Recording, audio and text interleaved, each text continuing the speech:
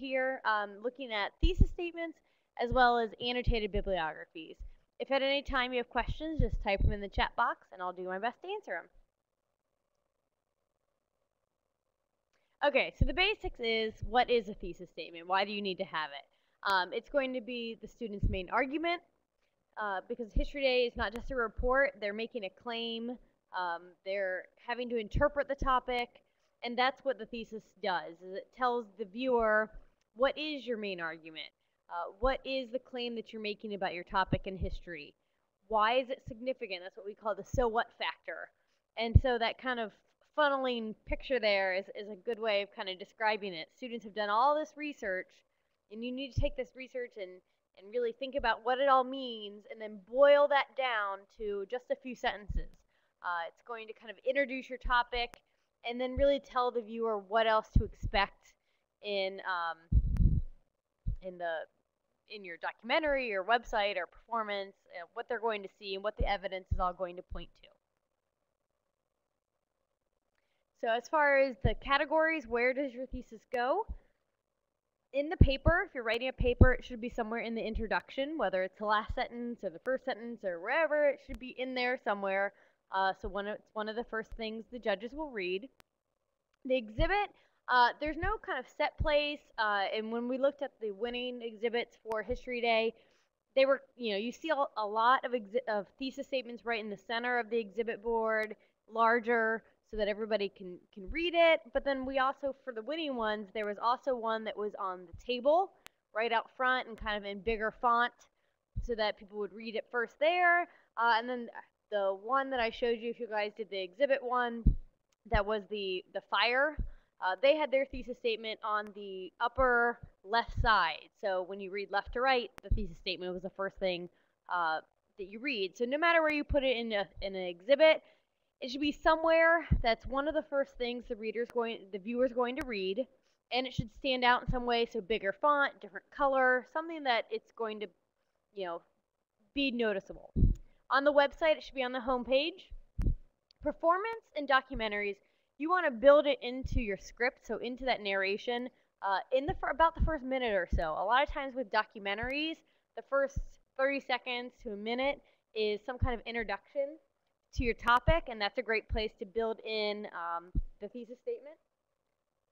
And if you're doing a performance, it can either, I've seen it done different ways. It could be you have a narrator the first minute or so of your performance, and that's where you kind of build in your thesis statement.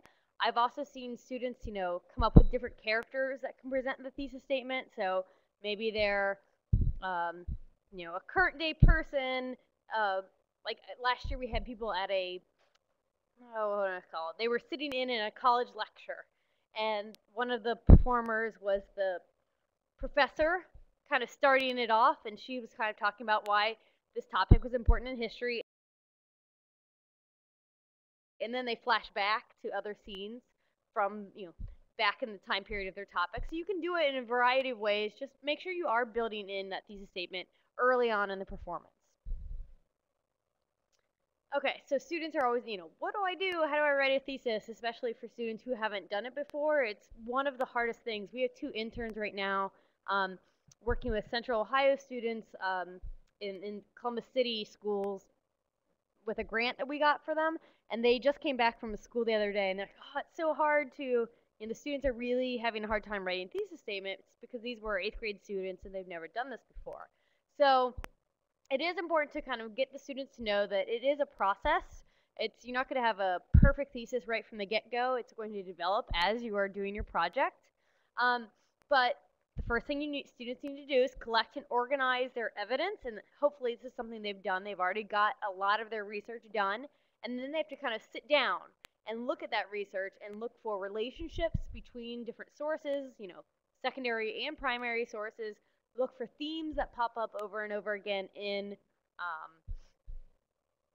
the research, and then have them sit down and think about, from their point of view, why was this a significant event, person, or whatever in history? And then that's going to help lead you to your thesis statement. And then it's also, like I said, since it is a process, thesis statements will get revised and rewritten often throughout the process. So It'll get refined. It might even change once you had something that you thought as you started the process, and you started researching, you thought, okay, this is where I think I'm going to go, and then your research led you in a completely different direction. That's okay. That happens all the time to historians all the time. So in a good History Day thesis, it should have 3 elements. It should tell us what your topic is. It's got to connect it to the National History Day theme. And then most importantly, it's got to tell us that topic's significance in history. But those 3 elements should be in every History Day thesis statement that a judge sees. So some other things that could be in the thesis statement, we suggest that at least some of these come into that thesis statement. So who was involved, or who was affected, what happened, what was the main event, where did it take place, when did it take place. If you're going to do the women's suffrage movement, well, that went on for a long time. So are you focusing on a certain time period of the civil rights movement? Like, are you just focusing in on the Susan B. Anthony era? Are you focusing on Alice Paul era? Or are you doing the whole thing? So sometimes if you're doing a topic that is a wide range of dates, it is always good to kind of specify what time period we're actually looking at. And then, of course, why is something important? Why did it happen? What caused the event? Things like that. These are 2 things that teachers, I know teachers have used for getting students to write thesis statements. One is like this thesis house, I guess is what it's called, where you start by having students just write down some observations they've had about their topic. Then they move up to the next level and write what are their opinions of the topic. And then they write down what is the significance of that topic in history.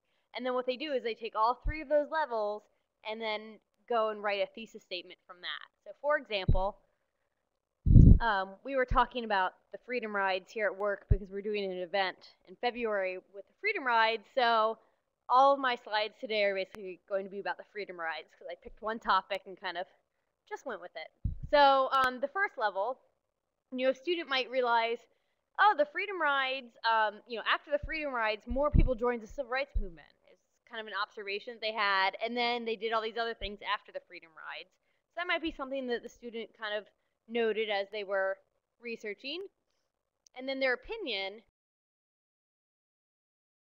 well, okay, so why were the Freedom Rides important? Well, they helped gain national attention, people saw the violence, and then that led the federal government to step in. The student may think that, okay, well, the riders were risking their lives, and that's really what encouraged other people to join in. So an opinion as to why things happened, or why something is significant. And then you get into, okay, so I thought these might be 2 of the big kind of significance. I picked kind of 2 things that I thought were significant about the Freedom Rides, that I encouraged more African Americans to join the Civil Rights Movement, and then it put pressure on the federal government. So what you do is I took elements then from each one of these things and drafted, and it's important to note that all the thesis statements I'm going to show you today are just drafts, and like I said, they could always probably be improved or made better, but they were kind of first drafts.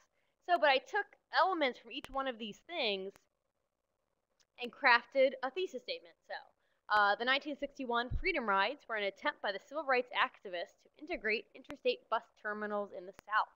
The violence the riders faced helped gain national attention for their cause and put pressure on the federal government to step in.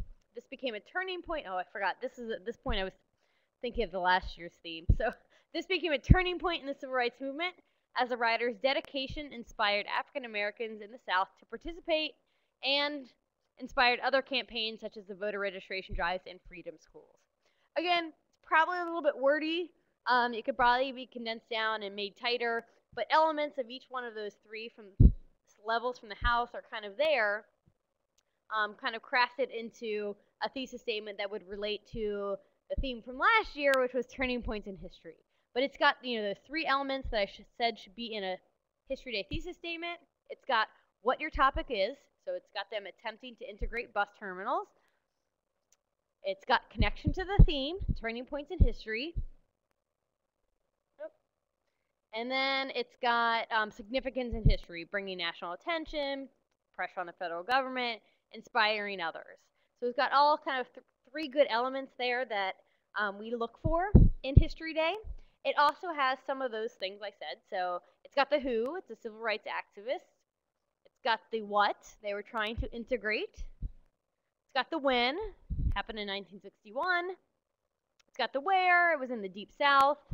And basically the why is the significance.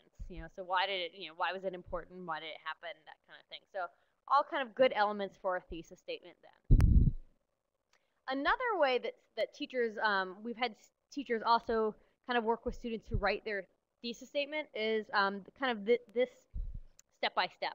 So first you identify your subject, whatever topic it is, and kind of don't just say freedom rides. It should be a little bit more specific. So the freedom riders who were integrating the bus system in 1961.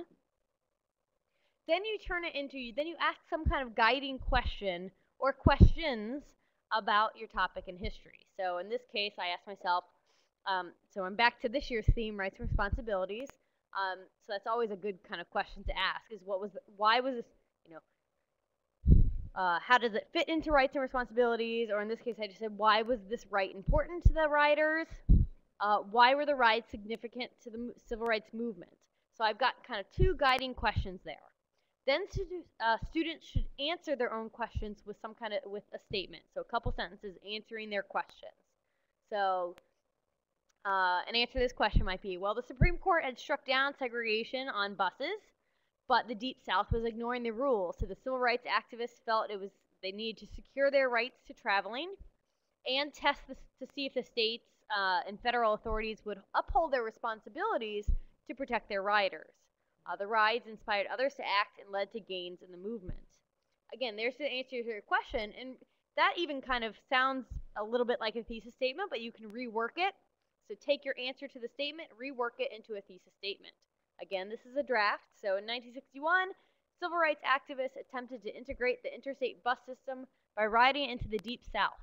They sought to secure the rights promised by 2 Supreme Court rulings and ensure that the authorities upheld their responsibilities to protect riders. The Freedom Rides were successful in their effort and inspired others to join the civil rights movement to fight for equal rights. Again, we have our 3 elements, so we know what the topic is. We know that it's related to the National History Day theme there, both the rights and responsibilities side. And then the significance in history. So 3 good elements there for that thesis statement. Okay, we're going to talk about each one of these, but we're going to talk about these are kind of common problems we see in thesis statements. These are in History Day, yes, specifically, but these are kind of just common problems with thesis statements, whether it be in English or history or whatever, but we see these pop up in History Day projects. So the first kind of problem we see is a thesis statement that makes no claim. Remember, you're making some kind of argument or some kind of claim that somebody might disagree with your History Day project. You're not just saying, like in this case, the project is going to examine the 1961 Freedom Rides. You're just telling us what it is. We saw this a lot the year that it was Innovation in History, where it would be like, the Wright brothers invented the airplane. It's like, okay, well, sure, that's not making any sort of claim. So the solution is, be more specific and raise the different issues that you want to. In this case, it says essay, but it could be, your documentary performance. What are the issues that you want to explore in your History Day project? So, 1961, the Freedom Rides helped integrate the bus system, gain national attention, inspired others to join the civil rights movement. This is actually a kind of, when I was originally taught how to write thesis statements, this is kind of how I was taught to do it, is to kind of pick 3 main ideas that you want to focus I was writing an essay at the time, so what are the 3 kind of main points you want to talk about in your essay, and then you build that into one sentence. So that's an easy way to get students kind of starting with thesis statements as well. Like in this case, okay, well, we want to talk about them integrating the buses, gaining national attention, and inspiring others. So we've got 3 segments that in your documentary, it can be broken down into 3 sections then. Your exhibit board can be broken into 3 sections, performance 3 scenes. So that, this could be an easy way to kind of get students started with thesis statements. But we actually see this a lot, not really a list, but kind of a list in your thesis statement. Another problem we see is students, I guess the Wright brother one kind of fits in that. Students are just stating facts. The Freedom Riders are fighting for equal rights. Okay, kind of goes with the last one. There's really there's kind of a claim, because I guess some people might say they were doing it for other reasons or whatever, but this is a true fact. There's not much you can argue with it. So what you need to do is find some kind of ways to invoke inquiry for your project, or have the viewers asking questions. How did this happen? Why did this happen? You want to make some kind of assertion that some readers might disagree with, that you're trying to prove. So, a solution to this one, the Freedom Riders challenge the Deep South to uphold the Supreme Court decision to provide equal rights when traveling on interstate buses. Their work forced the government to step in and take on responsibility. So now we've got claims there. A thesis statement like this would leave people asking, well, how did they force the government? Why wasn't the Deep South upholding the Supreme Court decisions? So we've got some questions that this thesis statement raises that then you'll answer in your project. Just restating conventional wisdom, the idea that everybody's entitled to equal rights. Just something that kind of everybody, or this is also kind of where cliches come into play. If you don't want to use cliches in your thesis statement, you want to seek, to look at the complexity of history, and avoid just looking at one side. So avoiding conventional wisdom unless you can provide some kind of fresh perspective on it. So again, in this one, we're adding complexity. That the Freedom Riders challenged the beliefs of the Deep South that African Americans were not entitled to equal rights. They successfully integrated the interstate bus system and inspired other civil rights campaigns such as Freedom Summer. So now we've gotten a little bit of the other side. So in your project, you're going to tell us why the Deep South did not feel they were entitled to equal rights, or what those beliefs were, what they were based on. And then you're going to look at challenges to those beliefs. So now we've got complexity in history. A personal conviction. So thesis statements, yes, they're kind of your opinions, your beliefs about what you study, but you don't want to just say, well, I believe, you don't want to use I in thesis statements. So I believe everybody should have equal rights. The Freedom Riders fought for their rights and successfully inspired others to do the same. It's kind of like saying, well, I believe this, so everybody should believe this, So you want to, come at your topic from honest points of view. You don't want to be biased one way or another. You want it based in evidence. You don't want it based on, well, if I say this happened, or I say I believe this, this is why. It should be based on your research. So Freedom Riders fought for rights they believe were guaranteed by the Constitution. They challenged authority and successfully inspired others to join the movement toward equality. So now you're going to back this up with evidence, and it's not just going to be like, well, this is what I think. You're going to have hard evidence that will be able to back this up. Some sort of overly broad claim in thesis statements. We see this a lot. The Freedom Rides were the most important event in history. Or, so-and-so was the best person ever. Any kind of really broad generalizations like that. You want to be more specific. You don't want to be generic. And you also want to say something like, you can't prove that the Freedom Rides were the most important event in history. You want to be able to prove something. And somebody could easily say, well, you know what? I think that the Montgomery bus boycott was the most important thing in the civil rights movement. And somebody could easily make the case for that. So you want to avoid any of the most, the best, all of this. You want to avoid those kind of words in thesis statements. And an easy way to do that is just by saying they were one of the most significant events during the civil rights movement. And then tell what happened. They integrated the buses, they forced the federal government to act, and they inspired others to join the cause. So just by adding one of, you're avoiding the whole overly broad claim there. And I found this online, and I read it, and I thought, that's exactly right. So Once you kind of have a thesis statement, go back and look through these 5 things. So, does my thesis provoke a reader to ask how or why? So again, promoting that inquiry there in your topic. Would a reasonable person respond with, who cares, so what, no kidding, you know, just kind of like going back to the Wright brothers created the airplane. Okay, you know, so you want to avoid that. It shouldn't be something that just anybody would be like, whatever, to. Does the thesis avoid sweeping words? That was the one I just talked about. So every, all, none of this happened, you know, so avoid broad claims like that. Does the thesis lead the reader towards the argument? So once somebody reads your thesis statement, will they kind of get the gist of what they'll be looking at the rest of the time?